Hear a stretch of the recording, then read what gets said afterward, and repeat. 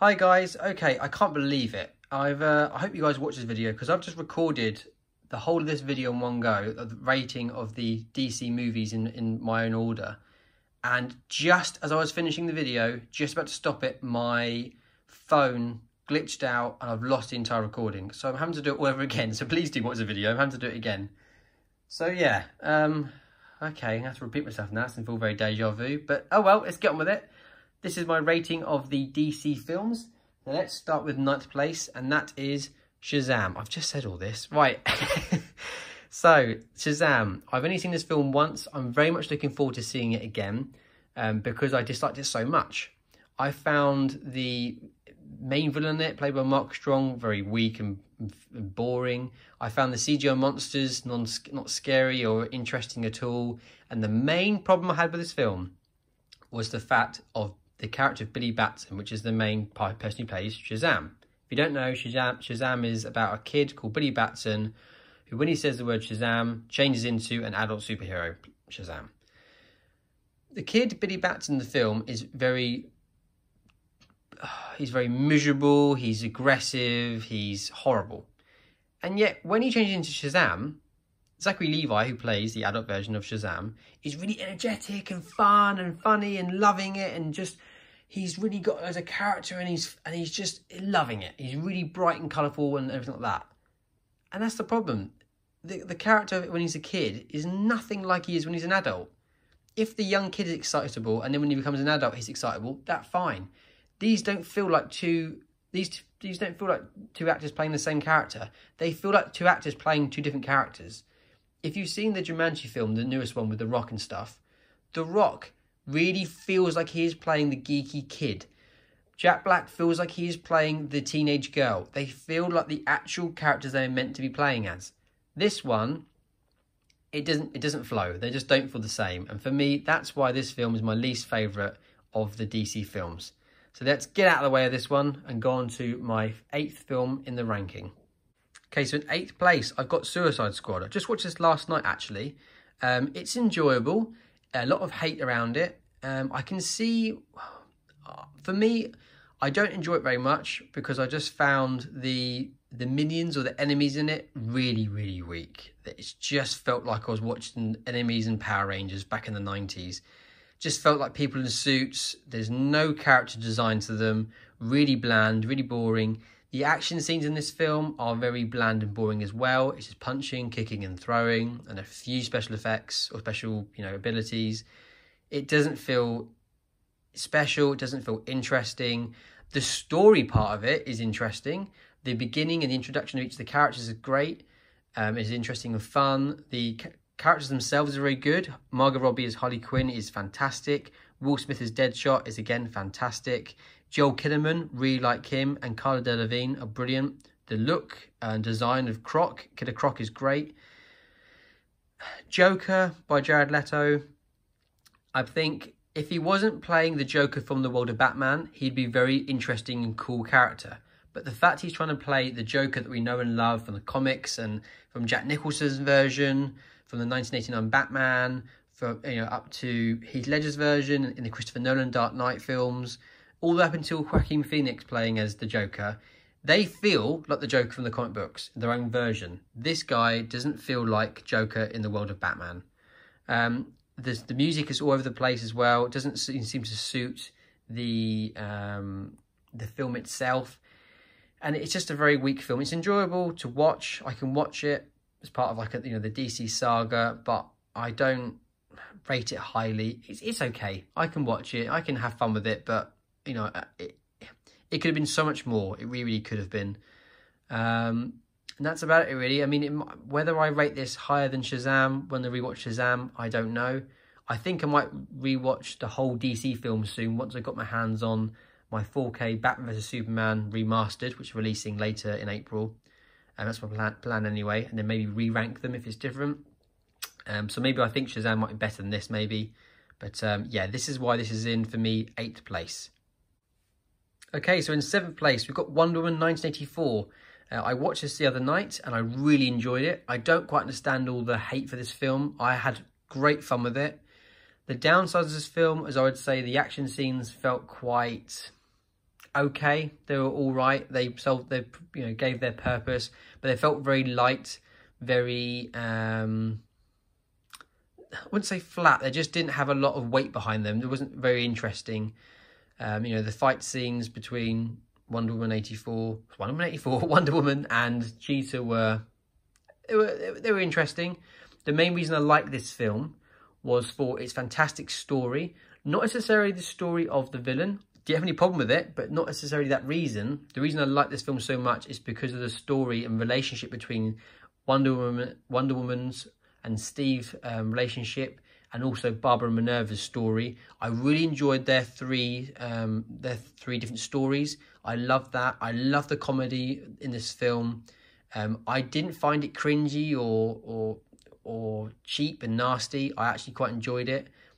The other reason I love the film is for some of the imagery in this is great. The relationships, as I said, the story for the relationships, and also the music in this by Hans Zimmer is fantastic. So that's why this for me is in, what's that, 7th place. Let's look at 6th place. Okay, so in 6th place, I'm putting Birds of Prey. I really, really enjoyed this film. I had a lot of fun with this. I think I ranked this higher than Wonder Woman 84. I need to rewatch this, just like all the films, really. But I had so much fun with this film. Margot Robbie is brilliant as Harley Quinn. I found the action in this film to be really fun and engaging, and just kept me watching it, and it felt very fleshed out, and it was flexible and had enough variety to keep me engaged. The music in this was brilliant. Ewan McGregor as the villain is excellent. He's really loving that role in this film. You can tell he loves it, and he's really, really good in it. He was a fantastic villain in this. And it's just an overall fun film, really colourful, and just very, very enjoyable.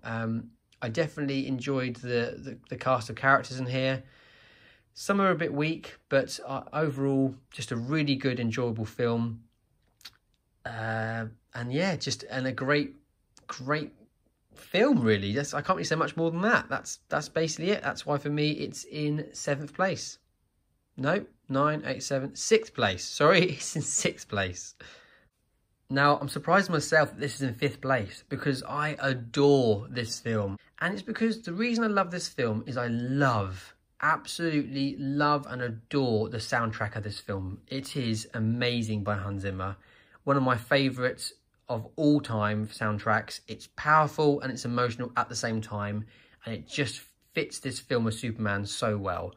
This is a great film for its origin story, but the reason I thought to myself, okay, well, I know you love the soundtrack, but what if you took away the soundtrack? What about as a film? Is this ranked as number 1? No, it's not.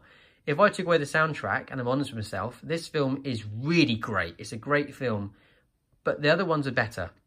The other films above this are much better and more rewatchable, but I have seen this film so many times, and I think I put it on for the soundtrack. But if I look at it as a film and not a CD, this is in 5th place. It's an amazing film, great cast, as you can see there. Henry Cavill, Amy Adams, Michael Shannon, who kills it in this film. He also makes an amazing performance in the TV series Boardwalk Empire. Go and check that out. Kevin Costner, Diane Lane, Lawrence Fishburne, Morpheus himself in The Matrix, and Russell Crowe. This was a fantastic film directed by Zack Snyder. The first film in the DC sort of movie universe. It's got a very darker, grittier tone to it. It's a great origin story of the Man of Steel himself, going from a kid to where he is today, finding out who he is and what he's meant to be and where he comes from. Really great story, amazing villain, great action sequences. Can be seems a bit samey with it just being lots of hitting and bit through buildings and smashing each other. However, there is enough variety there I found to really enjoy it. Again, like I said, the music goes hand in hand with this film and propels this film. Absolutely propels this film, the music. Great performance by Henry Cavill as Superman. Want to see more of him as Superman in the future. And overall, just a really, really great film. In 4th place, I still can't believe I'm recording this all again. In 4th place, we've got Wonder Woman. I've just, having watched Wonder Woman 84, I thought about this film, and actually I thought, you know what? I enjoyed this film more than Man of Steel. As a film, like I say, get rid of the soundtrack. As a film, I enjoy this film well more. Why? The setting is in World War One. I love historical set films. I love that it lets you a bit of escapism to just explore that world on screen for 2 hours or whatever it is. I love the setting of World War One, although it's a very sad setting. It's an incredible sort of moment of history to delve into, really. I think the film jumps around enough to make it an adventure. You go from Themyscira, the island that Wonder Woman lives on, through to the World War One battle, into London. It's just a fantastic film. The performances by Chris Pine as Steve Trevor and Gal Gadot as Wonder Woman is fantastic. Their relationship on screen is really infectious and great. I found it to be a really interesting relationship between the two. The CGI in this film isn't very good, personally. I found it sticks out like a sore thumb sometimes. Some of it's great, but some of it you can just tell it's CGI, and it kind of takes you out of the movie for a moment. But apart from that, the action is brilliant, very, very varied, the action. Loads of humour in this film, some fantastic humour actually. The villain's not the best, but he is good. I did enjoy the villain in this film, or villains really. And yeah, this film is fantastic. Amazing music as well in this, and one of the most iconic sequences ever I can think of in film. If you haven't seen the film, I won't spoil it. All I'm going to say is the trenches and no man's land. Oh my. And yeah, it's just a fantastic film. Love it. Really looking forward to rewatching it again on my newest sort of I haven't watched it yet on my new TV setup, so I'm looking forward to seeing it again. Yeah, great film. I do love this film. So in third place, we've got Batman vs Superman Dawn of Justice. However, not the theatrical version, only this version, the director's cut, or known as the Ultimate Edition.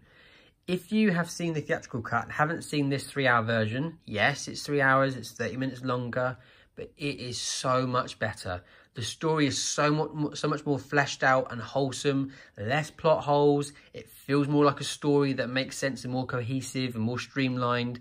There's less left out. It just adds to the story. I don't think there's any more action added in. It's just very much the actual story being added in. And it just fills in a lot of holes that were left in the theatrical cut. I didn't have a problem with the whole Martha storyline personally. People did, fair enough. But for me, it didn't bother me. The main problem with this film was the trailer. It spoiled the film unbelievably so when they released the trailer for this. If you haven't seen this film yet and you want to watch it, do not watch the trailer. It will destroy your opinion of the film. But let's go back to the film itself. This film is brilliant. You got Ben Affleck, who kills it as Batman, a very dark, grittier, older, experienced, disgruntled Batman. Gal Gadot as Wonder Woman is her first appearance in this, and makes an entrance with incredible music, an incredible theme music for her. Absolutely awesome, and she's badass in this. Henry Cavill is again reprising his role as Superman from Man of Steel. Absolutely brilliant in this film. The action sequences are brilliant. They're engaging, they're intense, they are varied, they don't feel repetitive. The ending is really, really good, an incredible ending when you really think about it. And I wasn't bored with this film. When there's no action going on, it's very much a case of following Bruce Wayne and Henry Cavill's Clark Kent. But it's engaging. It's a real story about these two characters, both in the suit and outside of their suits. And yeah, I adore this film. I cannot wait to pick it up on 4K. But the remastered version they're bringing out with the new aspect ratio for IMAX and enhanced colours. Super looking forward to getting that. And when I do, I shall rewatch all these films again. But yeah, I do love this film. Absolutely awesome. So in second place, in silver medal place, I have put Justice League, the Joss Whedon edition. No, I'm joking, not Joss Whedon edition at all. Obviously, I don't have the Snyder Cut on disc yet. However, this is sort of, I'm holding this in place to represent the Snyder Cut of Justice League. I watched this last week and I enjoyed every single second of every minute of every hour of its 4-hour runtime. Yes, it's 4 hours. Is it worth watching it for the extra 2 hours of footage? Oh yeah. Does it add story? Oh yeah. Is it better? Oh yeah. This film is so good. The Snyder Cut version, not this one, Snyder Cut, is so good. The story is so much more fleshed out. It adds so much more depth to the characters and the story. Flash and Cyborg have such a better story and part to play in this film. That is a cool cover, isn't it? Look at the colours on that. Okay, that's one good thing about the Joss Whedon version. This cover is awesome. The action in this is so varied. There's so much going on. It never feels the same. The music in the Snyder Cut version is so much superior than this version. I love Danny Elfman and his music, but it did not fit well at all, I don't think, for the Snyder Cut compared to the Snyder Cut version. The Snyder Cut version has music by Junkie XL or Tom Holkenborg, and his music fits the film so much better. The film has a much darker tone than this light-hearted version, has less cringy, horrible humour that's been stuffed into it like this version does. And the story in Snyder Cut is just so much better. And it's a much darker tone, and the villain, Steppenwolf, actually looks and feels like a villain. Doesn't just feel like an old dude in some armour who's quite pale. He actually is a villain. He looks like a monster. He is a monster. He's a badass in that film, and you get to see his reasons for why he's being the way he is. You get to see why he's doing what he's doing, and you get to see his reasons for being the way he is in that film and what he's trying to gain. It's very, very good. Way better than his reasons and motivations in the Joss Whedon version. Ridiculously more. What else? It's just better directed, and it just feels more like one film as opposed to two films mushed together. So yeah, that's why this for me is my second favourite film. So in first place, we've obviously got Aquaman. I know I said it like that, but Aquaman. This film for me is amazing. Why do I love it? DC Comics is a comic book brand. These are DC films. This film is a comic book on screen. It's full of action. It's full of colour. It's full of humour. It's an adventure story. It's got so much varied action scenes. Never feels the same. It never repeats itself. It's got horror elements in it. It's got comedy elements. It's got an Indiana Jones sort of follow the breadcrumb style story to it. It's got ancient history to it. It's got lore. It's got, not lore as in LAW, as in LORE. Love a bit of lore. It's got amazing music. It's got fantastic imagery. It's got absolutely incredible special effects. It's a mashup of Lord of the Rings and The Hobbit and Indiana Jones and comic book stuff, and it's just wicked. The character designs are amazing. The horror sequence in this film is just the imagery in that scene where they are on the boat and they go under the water. If you haven't seen the film, won't say any more than that. The imagery where they go down and follow the flare, oh my word, my mind literally went when I saw that. What an image that film has. This film is amazing. The story is simple, but the story is an amazing story. The relationship between Aquaman and Mera is really fun and interesting. The villain's great. It's very over the top, but because the director knows it's over the top, it doesn't feel silly. It doesn't feel stupid that they're riding seahorses or sharks under the water, because he's fully invested in his image of this film and what he wants to put on screen. And because he's not scared of it, because he doesn't feel stupid, he's invested his whole weight and time into that, it feels right for the film. It doesn't feel like it sticks out. The CGI in this film is top notch. It's really, really good. And yeah, like I said, the action is so varied. It doesn't feel samey. It never repeats itself. You've got chase sequences. You've got fighting sequences. You've got sort of, you know, flashbacks. You've got fight scenes. It's just so good. And the character design for the different kingdoms under the water is just amazing. And I just adore this film. I could rewatch this film over and over and over again. And what a steelbook. I mean, look at that. What a steelbook. So yeah, thanks guys for watching. This is my ranking of the DC Universe films. Thank you so much for watching. I really appreciate it, especially as I had to re-record the whole bloody thing again. But thanks again. Please like if you liked it. Please put a comment below for anything you want to say. And do subscribe if you enjoy the videos. And I'll see you again in the next one.